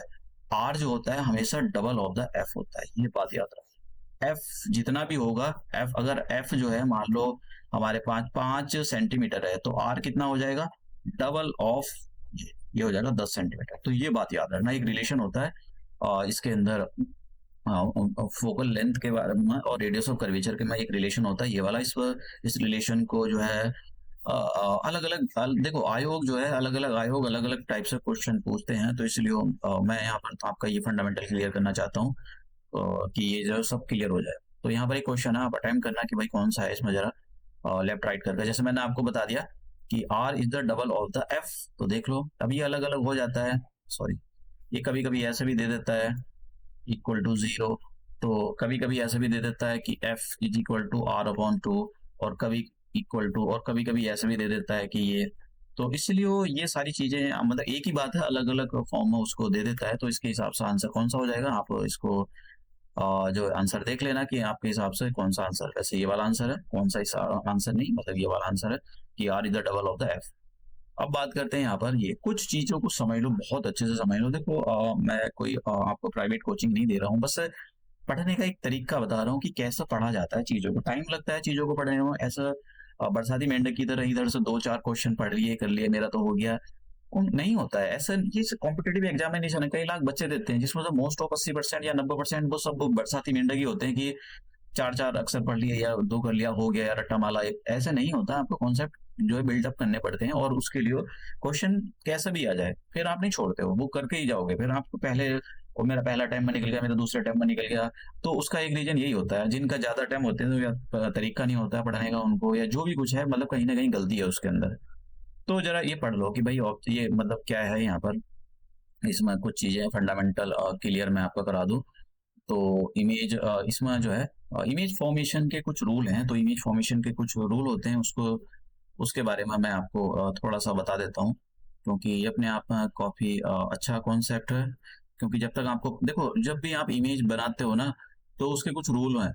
तो आप ऐसा नहीं है कि लाइट को कहीं से भी पास करा दो, अपनी मर्जी आ गई, आप लाइट को कहीं से भी पास नहीं बना सकते हो। एक तो मैं कॉनकेव के बारे में बता रहा हूँ, तो कॉनकेव के बारे में एक रूल समझो। तो ये पोल हो गया, और ये इसका यहाँ पर ये हो जाएगा सेंटर ऑफ कर्वेचर, और ये हो जाएगा इसका एफ। तो जब कभी भी लाइट प्रिंसिपल एक्सिस, और ये प्रिंसिपल एक्सिस है, ये मैं बार बार इसको नाम ये बोलूंगा और इसको समझ जाना, जब भी लाइट प्रिंसिपल, क्योंकि बहुत लंबा लेक्चर हो जाएगा फिर, जब भी लाइट प्रिंसिपल एक्सिस के पैरेलल होती है, तो ये लाइट आ रही है, ये जो है लाइट है प्रिंसिपल एक्सिस के पैरेलल होती है, तो वो कॉनकेव मिरर की इस वाली रिफ्लेक्टिंग सरफेस से टकराने के बाद फोकस से जाती है। ये नियम है लाइट का। दूसरा नियम, जब भी लाइट, मान लो ये सेंटर ऑफ कर्वेचर हो गया और ये एफ हो गया, जब भी लाइट सेंटर ऑफ प्रिंसिपल ये जो है फोकस है, प्रिंसिपल फोकस से आती है, तो प्रिंसिपल एक्सिस के पैरेलल हो जाती है। ये दूसरा नियम है, समझ गया? ये इन नियमों पर लाइट काम करती है। ऐसा नहीं कि आपकी वजह से भाई नियम चेंज हो जाएंगे या कुछ भी आप कहने लगो ऐसा यहाँ से पास करा दो, वो करा दो, फलाना करा दो, ढिमकाना करा दो, ऐसा नहीं होता है। तो एक नियम क्या है कि जब भी लाइट सेंटर ऑफ कर्वेचर से आएगी, ठीक है, वो तो सेंटर ऑफ कर्वेचर से वापसी चली जाएगी, दूसरा नियम। और एक और नियम है कि जब भी लाइट, मैं कॉनकेव के बता रहा हूँ यहाँ पर, जब भी लाइट पोल पर, ये पोल हो गया, ये यहाँ इसका पोल हो गया, तो लाइट जब भी पोल को ऑब्लिकली आती है तो वो ऑब्लिकली चली जाती है। इसका मतलब ये पोल पर अगर वो 45 डिग्री से टकराई तो वो रिफ्लेक्ट होने के बाद 45 डिग्री से ही चली जाएगी। तो ये समझ रहे हो? तो इस टाइप से जो है ये काम करते हैं। ऐसा नहीं है कि मतलब कुछ भी आप कहीं से भी लाइट पास करा दो। तो अब यहाँ पर हम बात करेंगे, बड़े इंटरेस्टिंग है कि आयोग ने कैसे घुमा फिरा कर क्वेश्चन पूछा था, और घुमा फिरा कर क्वेश्चन जो देखो बीपीएससी कभी बीपीएससी जो होता है वो ऐसा नहीं है कि ऐसे सिंपल स्ट्रेट फॉरवर्ड क्वेश्चन दे देते हैं कि कुछ बच्चे बोलते रहते हैं कि बड़ा इजी क्वेश्चन पेपर आया था। देखो 4 क्वेश्चन लगाने का मतलब ये थोड़ी है कि आपने 10 क्वेश्चन कर दिए तो आपका वो 10 क्वेश्चन इजी थे तो आपको आप बोलोगे क्वेश्चन का जो पेपर था नेचर था वो इजी था। इजी मुश्किल होता है पेपर। अब जरा समझो, सारे क्वेश्चन इजी नहीं होते। अब ये जितने कॉन्सेप्ट है इसको समझ लो जरा, ये बहुत अपने आप में ये काफी जो है अच्छे वो है कॉन्सेप्ट, तो इनको समझ लो। फिर उसके बाद में मैं ये सारी चीजें आपको बताता जाऊंगा, क्योंकि ये देखो पहला है कि एक कॉनकेव मिरर में, ये कॉनकेव मिरर है, यहाँ पर समझो इसको बहुत अच्छे से कि आप ये जो है कोई सा भी एसएससी का एग्जाम, पुलिस का एग्जाम, दरोगा का एग्जाम, फलाने का एग्जाम, ढेमकाने का एग्जाम, जिसका भी दे रहे होंगे, किसी का भी दे रहे हो तो सब आ जाएगा। तो इमेज फॉर्मेशन कैसे होती है कॉनकेव मिरर से, तो ये पोल हो गया। पोल में यहाँ पर होता है सेंटर ऑफ कर्वेचर, और ये सेंटर ऑफ कर्वेचर, और ये होता है प्रिंसिपल फोकस। तो जब भी लाइट बहुत दूर से आ रही हो तो हम बोलते हैं इन्फिनिटी से आ रही है लाइट। जब भी लाइट बहुत दूर से आ रही हो तो हम बोलते हैं उसकी कि लाइट इन्फिनिटी से आ रही है, बहुत दूर से।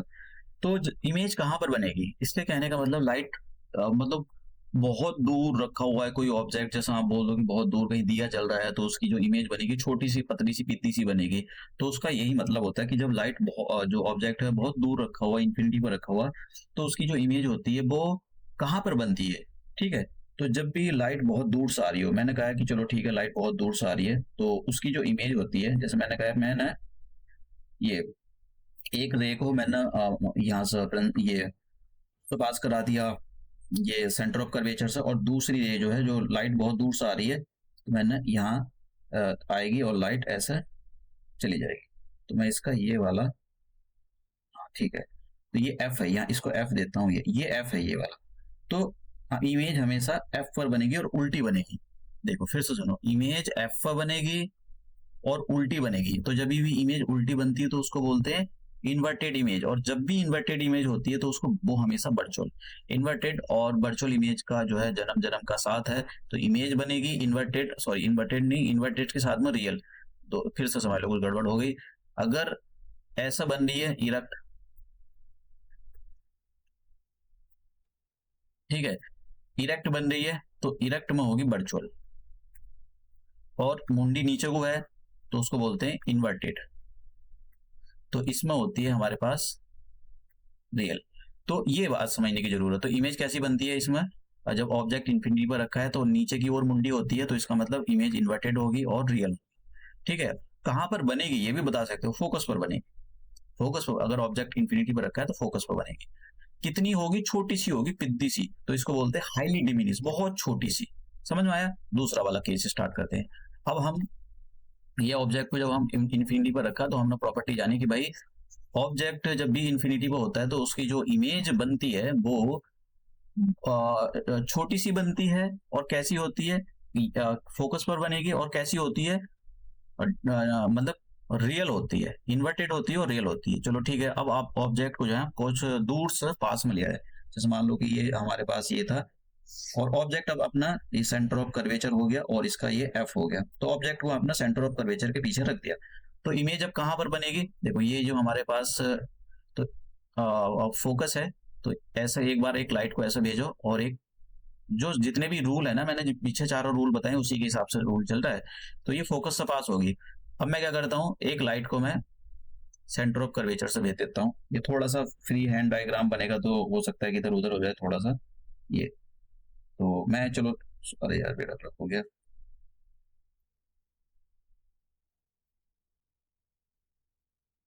ठीक है, तो हम मान लेते हैं ये हमारे पास सेंटर ऑफ कर्वेचर है, और सॉरी फोकस है, और ये जो है हमारे पास सेंटर ऑफ कर्वेचर है सी। तो लाइट को मैं सेंटर ऑफ कर्वेचर से ऐसे पास करा रहा हूँ, तो लाइट ऐसे जाएगी और फिर सेंटर ऑफ कर्वेचर से वापसी आ जाएगी। तो देख रहे हो आप दोनों कहाँ से इंटरसेक्ट हो रही है, यहाँ पर। तो दोनों के जो इंटरसेक्टिंग पॉइंट है यहीं पर इमेज बनेगी। तो ऐसी इमेज बन रही है, ऐसी नीचे की ओर। तो नीचे की ओर जब भी इमेज बनती है तो इन्वर्टेड इमेज, और इन्वर्टेड इमेज होगी तो कैसी होगी, रियल इमेज। और पहले से थोड़ी बड़ी बन जाएगी। पहले इमेज जो बहुत छोटी सी बन रही है अब थोड़ी सी पहले हाईली डिमिनिश बननी थी, अभी भी छोटी होगी। डिमिनिश कब तक बोलेंगे, देखो डिमिनिश जब तक बोलते हैं, मान लो ऑब्जेक्ट 5 सेंटीमीटर का और इमेज 4 सेंटीमीटर 3 सेंटीमीटर इस टाइप की बननी है तो तब तक हम डिमिनिश बोलते रहते हैं, छोटी इमेज बोलते रहते हैं। जब ऑब्जेक्ट 5 सेंटीमीटर से बड़ा बनेगा तब बोलेंगे उसको कि भाई एनलार्ज इमेज बनती है। तो इस केस में भी कैसी इमेज बनती है, यहाँ पर मैंने दे रखा है कि जब ऑब्जेक्ट मिरर को या किसी भी ऑब्जेक्ट को आप सेंटर ऑफ कर्वेचर के पीछे रख देते हो, मतलब इन्फिनिटी से लगकर उसके पीछे रख दिया, तो जो इमेज बनती है रियल और इन्वर्टेड बनती है। और कहाँ पर बनती है, between the centre of curvature और फोकस के बीच में बननी शुरू हो जाती है इमेज, और पहले से थोड़ी बड़ी हो जाती है। अब मैं ऑब्जेक्ट को, और पहले मैंने ऑब्जेक्ट को इन्फिनिटी पर रखा पहले केस में, दूसरे केस में मैंने ऑब्जेक्ट को सेंटर ऑफ कर्वेचर के बीच में पीछे लाकर रख दिया। अब मैं सीधा सेंटर ऑफ कर्वेचर पर रखता हूँ। तो तीसरा केस क्या है, देखो इसमें अलग अलग केस है, 6 केस हैं, तो आपको पता होना चाहिए 6 केस कौन कौन से। तो अब मैं ऑब्जेक्ट को सेंटर ऑफ कर्वेचर पर लाकर रख रहा हूँ। तो देखो मैं ऑब्जेक्ट को सेंटर ऑफ कर्वेचर पर लग रहा हूँ। ये प्रिंसिपल एक्सेस हो गई, ये जो मिरर हो गया, ये पोल हो गया, और ये जो हो गया ये हो जाएगा एफ, और ये हो जाएगा सी। तो मैंने अब जो सेंटर ऑफ कर्वेचर को लाकर जो है इमेज को रख दिया, तो इमेज को रख दिया, तो लाइट ऐसे चलेगी। अब मैं जो है वो बनाने के लिए जा रहा हूँ कैसे बनती है। तो लाइट को जब भी प्रिंसिपल एक्सेस के पैरेलल होती है तो वो हमेशा फोकस से पास होती है, तो मैंने ऐसे फोकस से पास करा दिया, और एक लाइट को मैं ओब्लिकली पोल से ले जाता हूँ, और ओब्लिकली वो पोल से ऐसे आएगी ये।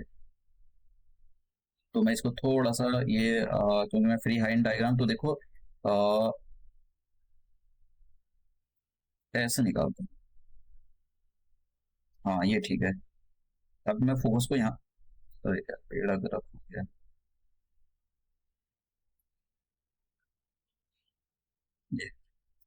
तो ये फ्री हैंड डायग्राम। तो इमेज कहाँ पर बननी है, ये बननी है नीचे की ओर, ठीक है, नीचे की ओर। तो अब मान लो इमेज यहाँ पर रखी हुई 5 सेंटीमीटर ऑब्जेक्ट, तो इमेज जो बनेगी वो भी 5 सेंटीमीटर की बनेगी। तो जब भी ऑब्जेक्ट सेंटर ऑफ कर्वेचर पर रखा जाता है तो इमेज भी सेंटर ऑफ कर्वेचर पर बनती है। ऑब्जेक्ट अगर 5 सेंटीमीटर का होगा तो इमेज भी 5 सेंटीमीटर की होगी। इसका मतलब और कैसी होगी, नीचे की ओर बन रही है तो कैसी होगी, इन्वर्टेड। जब भी हमेशा नीचे की ओर बनेगी तो उसका इन्वर्टेड बोलते हैं, और इन्वर्टेड नीचे की ओर जब भी मुंडी होती है इमेज की तो वो होती है हमेशा रियल। समझ गए, तो हमेशा तो नहीं कहना चाहिए वैसे, जनरली। तो सेम साइज की होगी जब भी ऑब्जेक्ट को सेंटर ऑफ कर्वेचर पर रखा जाता है। तो देखो इसलिए मैं बता रहा हूँ क्योंकि आयोग यहाँ से कभी भी क्वेश्चन पूछ सकता है सेंटर ऑफ कर्वेचर पर, और रट के जाते हैं बच्चे, रटने वाले कभी मैंने आगे कर रखा है उनको रट्टा मार के चले जाना भाई। लेकिन ऑलवेज शब्द आ गया तो फिर कट कर देना आंसर को। Real and inverted, real and inverted होती है और सेम साइज की होती है। सेम साइज का मतलब जैसे देखो सेंटर ऑफ कर्वेचर पर जितनी हाइट का ऑब्जेक्ट रखा होगा उसकी इमेज भी उतनी ही बन रही होगी। तो ये आपको पता होना चाहिए। अब नेक्स्ट करते हैं। तो 3 हमारे पास केस हो गए, अभी 3 और बचे हुए हैं। तो ये जान लोगे तो फिर आपको जो है क्वेश्चन आप इसके देखो थोड़ा बड़ा हो जाएगा ये वाला लेक्चर। अब ऐसा भी नहीं है कि मतलब इसमें आपको अच्छे से समझना है तो फिर अच्छे से समझना पड़ेगा। अब मैं जो है ऑब्जेक्ट को कहाँ रख रहा हूँ, सेंटर ऑफ कर्वेचर। देखिए ये मेरे पास हो गया कॉनकेव मिरर, और ये हो गया मेरे पास यहाँ पर centre of curvature. Centre of curvature को मैं यहाँ लिख देता हूँ, और ये हो जाएगा मेरे पास एफ। सेंटर ऑफ कर्वेचर और एफ के बीच में, प्रिंसिपल फोकस के बीच में मैंने यहाँ पर ये जो है किसी ऑब्जेक्ट को रख दिया है। तो मैं ये नियम के हिसाब से ये लाइट को पास करा रहा हूँ, और लाइट को एस पास कराऊंगा, और ये ऑब्लिकली ऐसे जाएगी। तो आप देख रहे हो ये क्या है, सेंटर ऑफ कर्वेचर, और ये क्या है, प्रिंसिपल फोकस। तो जब भी ऑब्जेक्ट सेंटर ऑफ कर्वेचर और प्रिंसिपल फोकस के बीच में रखा जाता है तो इमेज जो होती है वो पीछे की ओर जा रही है बनती हुई। आप समझ रहे हो। तो इसका मतलब ये होगा जब भी इमेज आगे बढ़े, ऑब्जेक्ट को आगे की ओर रखोगे तो इमेज पीछे की ओर जाएगी। समझ रहे हो। और जितना पीछे की ओर जाएगी मतलब जितना आप अपना थोबड़ा मिरर में करोगे उतना ही आपकी जो इमेज है बड़ी होकर दिखाई देगी।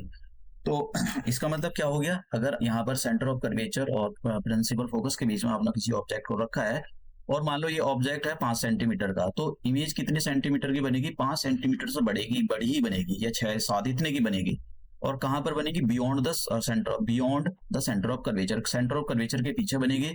तो इसमें भी मुंडी नीचे को है तो कैसी इमेज होगी, इन्वर्टेड होगी। और कैसी होगी, रियल होगी।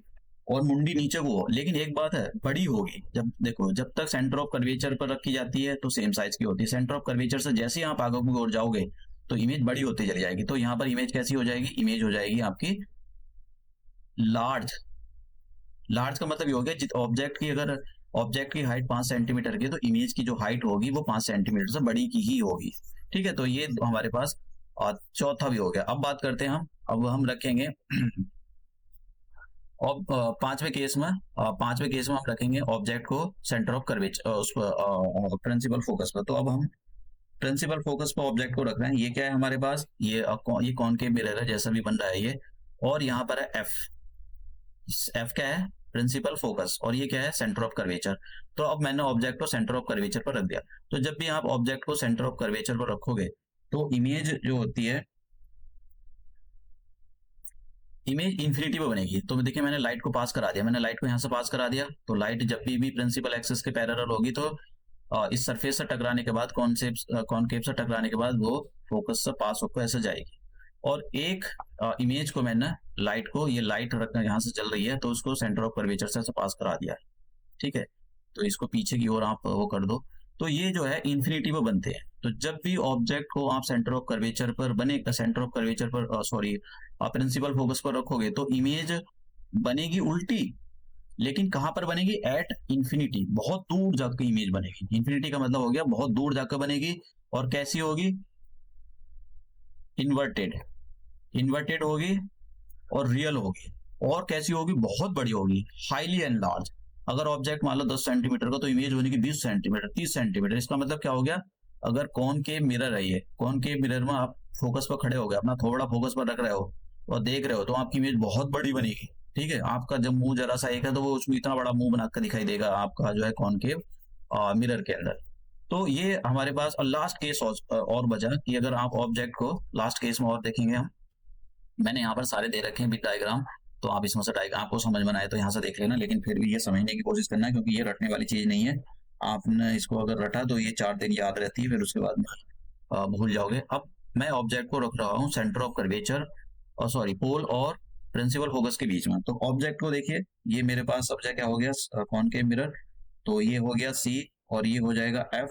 और ऑब्जेक्ट को मैं, ये पोल हो गया, तो ऑब्जेक्ट को पोल और प्रिंसिपल जो फोकस है उसके बीच में रख रहा हूँ। तो फिर लाइट पास कराते हैं, लाइट ऐसे पास कराओ, तो एक तो एफ से पास करा दो, ठीक है, और एक कैसे पास कराओगे, एक इससे पास करा दो सेंटर ऑफ कर्वेचर से, और दोनों को और पीछे की ओर ऐसा एक्स्ट्रा डॉट डॉट लगा कर दो।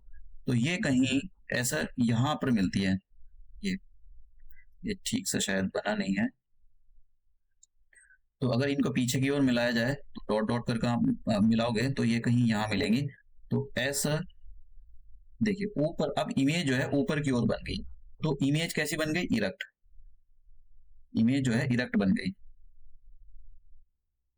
और इमेज जब भी इरेक्ट का मतलब होता है ऐसा सीधी खड़ी होगी, तो इमेज जब भी इरेक्ट बनती है तो इमेज हमेशा वर्चुअल होती है, वर्चुअल। और कैसी होगी, हाईली एनलार्ज, मतलब बहुत बड़ी होगी। इसका मतलब ये हो गया हाईली एनलार्ज होगी।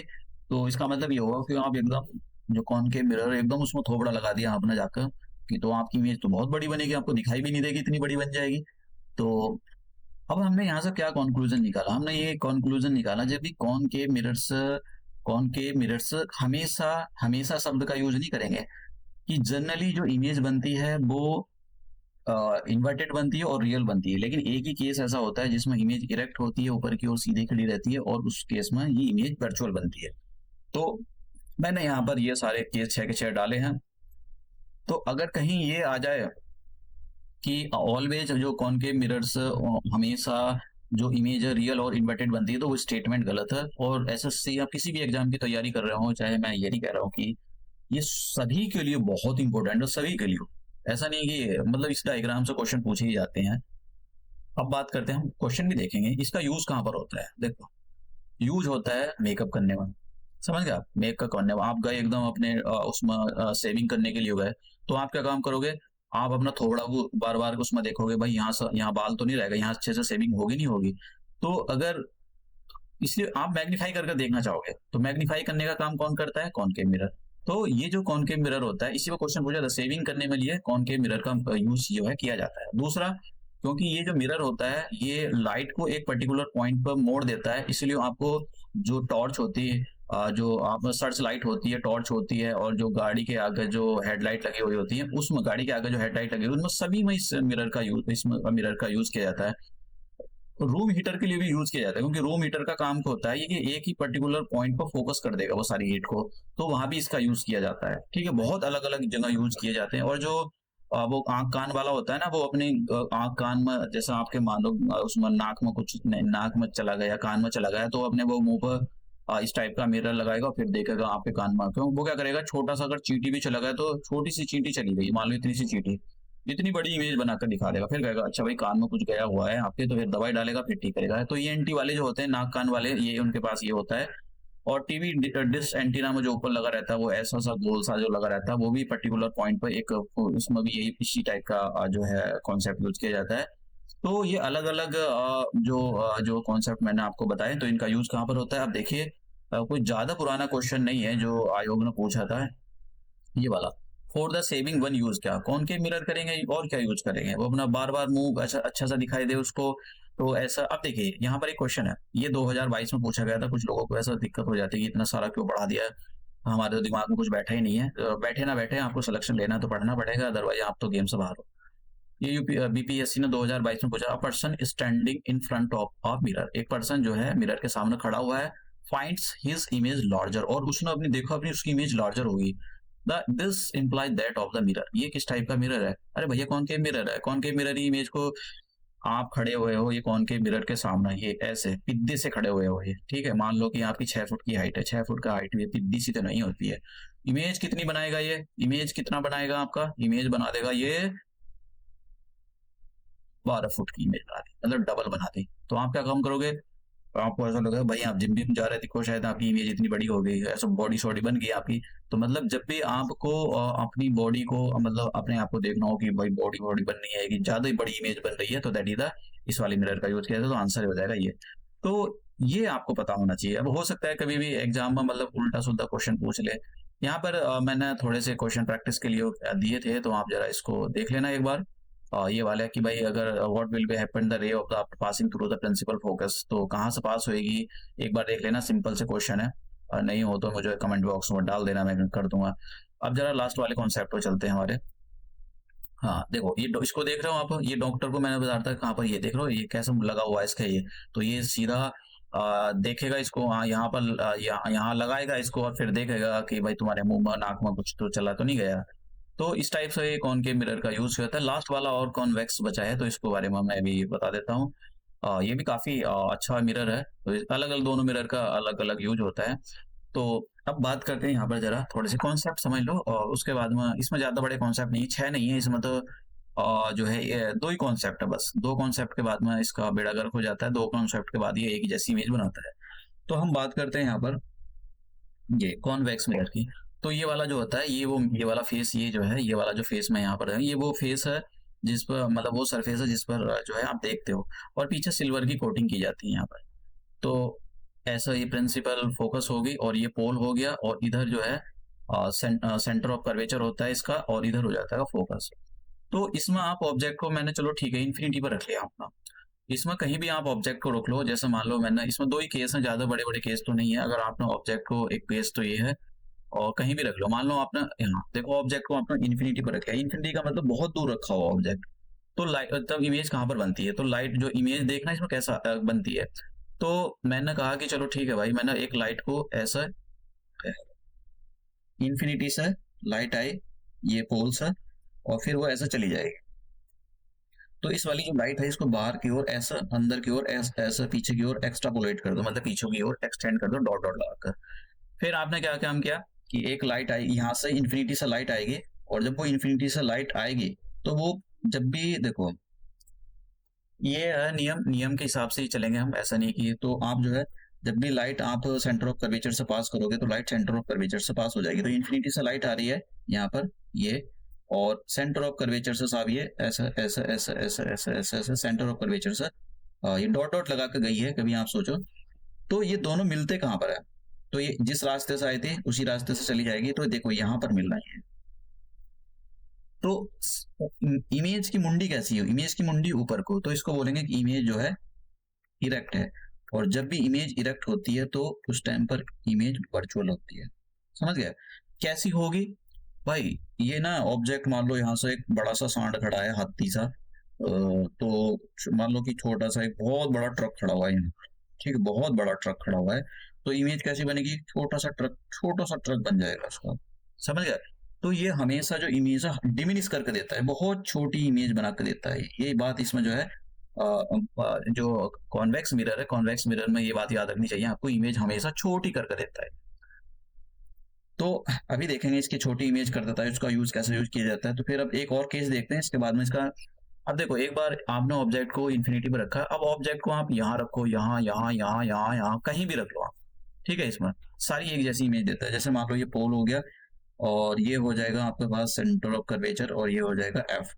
तो मान लो ऑब्जेक्ट को आपने यहाँ रख दिया, तो लाइट पास करा दो। एक लाइट आपने ऐसे पास कराई, ऐसे चली गई, इसको पीछे की ओर एक्सट्रापोलेट कर दो, और एक लाइट आप ऐसा पैरेलल पास कराओ, और जो पैरेलल के बाद वो रिफ्लेक्ट होने के बाद जो फोकस से जाएगी, तो उसको ऐसा फोकस से पास करा दो। तो ये रियलिटी में तो ऐसे चली जाती है, लेकिन पीछे की ओर एक्सटेंड कर दिया जाता है। तो आप देख रहे हो ना, इमेज यहाँ पर बन रही है इनके इंटरसेक्टिंग पॉइंट पे। इंटरसेक्टिंग जब दो जो रिफ्लेक्टिंग जो रे होती है, उन्हीं के इंटरसेक्टिंग पॉइंट पर इमेज बनती है। तो इसमें भी जो इमेज है वो ऊपर की ओर बननी है, तो मतलब इरेक्ट है। और कैसी इमेज होगी? वर्चुअल होगी। तो इससे ये पता लगता है कि जो कॉन्वेक्स मिरर होता है हमेशा वर्चुअल इमेज बनाता है, इरेक्ट बनाता है, सीधी बनाता है, और बहुत छोटी होती है, डिमिनिस्ड, छोटी छोटी इमेज बनाता है। यही कारण होता है जो रियर व्यू जो होते हैं ना, गाड़ी के साइड में जो साइड मिरर लगे रहते हैं, तो वो किस टाइप के बने होते हैं? कॉन्वेक्स के बने हुए होते हैं। क्योंकि आपको जो है पीछे बड़े बड़े, बहुत बड़े बड़े सांड आ रहे हो, बड़े बड़े हाथी आ रहे हो, बड़े बड़े ट्रक आ रहे हो। जैसे देखो, ये देख रहे हो आप, ये गाड़ी का रियर व्यू इमेज है, ये वाला, ये। अब देख रहे हो जो कितने ये बड़े बड़े सांड जैसे, हाथी जैसे चीजें जा रही हैं, सबको बना कर इसने छोटी सी चीज में दिखा दिया। तो जब भी हमको मतलब कि इसका जो यूज किया जाता है वो ऐसी जगह यूज किया जाता है जहां पर आपको बहुत दूर का देखना हो पीछे, और छोटी सी जगह में। देखो मिरर कितना छोटा सा, लेकिन इसने इतने सारी ट्रक व्रक कार बार दूर तक दिखा दिया। तो ऐसी जगह हम कॉन्वेक्स मिरर का यूज करते हैं। और ये दुकान में भी लगे रहते हैं, वो सिक्योरिटी के लिए, वो देखता रहेगा भाई कोई कुछ चुरा उरा तो नहीं रहा है कुछ सामान। तो यहाँ पर एक क्वेश्चन अटेम्प्ट करना, the rear view mirror of a car is, कैसा होता है? कॉन्वेक्स मिरर होता है। रियर व्यू में इसी को, रियर व्यू जो मिरर होता है वो यही होता है। तो ये हमने देखा कि भाई लेक्चर तो बड़ा हो गया, लेकिन मैंने कोशिश की है आपने। यहाँ पर देख सकते हो टॉर्च के अंदर कॉनकेव लगा हुआ है। देखो ये इमेज कैसे इसकी फॉर्मेशन हो रही है। चम्मच के दो पार्ट होते हैं। चम्मच में अगर इस वाले पार्ट से देखा, जो उसका बल्जिंग होता है, गुफा वाला पार्ट होता है, तो उसको कॉनकेव मिरर की अगर पीछे से देखोगे तो वो कॉन्वेक्स मिरर की तरह काम करेगा। ठीक है, तो देखो, अब देखो ये क्या है, औरत ये क्या कर रही है? मेकअप कर रही है। इसको कहीं जाना होगा शादी वगैरह में, तो ये नहीं चाहती इसका काजल इधर उधर हो जाए। तो ये क्या करेगी? अच्छे से करेगी, और ये चाहेगी कि वो जहां इसको काजल लगाना है वहीं पर काजल लगे। तो इसको ऐसा मिरर चाहिए जो मैग्नीफाई करके दे दे, छोटी छोटी चीजों पर इसको वो लगाना है, मेकअप करना है, तो इसलिए इसने कॉनकेव मिरर का यूज किया। देखो यहाँ देख रहे हो माचिस की तिल्ली की छोटी सी कितनी बड़ी होगी। और ये जो डॉक्टर है, ये और डेंटिस्ट, वो आपके दांतों में देखेगा कुछ कीड़े, उसको वैसे आंखों से तो दिखाई नहीं देगी, लेकिन वो मैग्नीफाई करके देखना चाहता है, तो वो इस वाली जो है इंस्ट्रूमेंट का यूज करेगा। तो इसके इंस्ट्रूमेंट के अंदर कॉनकेव मिरर लगा हुआ होता है। तो मैंने ये जो है सारी चीजें आपको यहाँ पर अच्छे से बताने की कोशिश करी कि आपको ये सारी चीजें समझ में आ जाए। और अब मिलते हैं हम अपने नेक्स्ट लेक्चर के अंदर। इसके अंदर कुछ छोड़ा भी नहीं है मैंने, सारे क्वेश्चन सॉल्व करा दिए हैं। ये भी हो चुका है, ये भी हो चुका है, और ये भी करा दिया मैंने, ये भी करा, ये देख लेना है। हाँ, एक बार सॉल्व करना नहीं होते तो मेरे को पूछ लेना, मैं करा दूंगा इसको। तो ये लेक्चर हम अपना यहीं समाप्त करते हैं, और मिलते हैं अपने नेक्स्ट लेक्चर। नेक्स्ट लेक्चर भी जो है वो लाइट पर बेस होगा, क्योंकि लाइट का अपने आप में बहुत बड़ा फिनोमिना है, तो उसके काफी सारे जो कॉन्सेप्ट हैं वो पढ़ने जरूरी होते हैं। और देखेंगे हम आयोग ने किस टाइप के क्वेश्चन जो दिए हैं।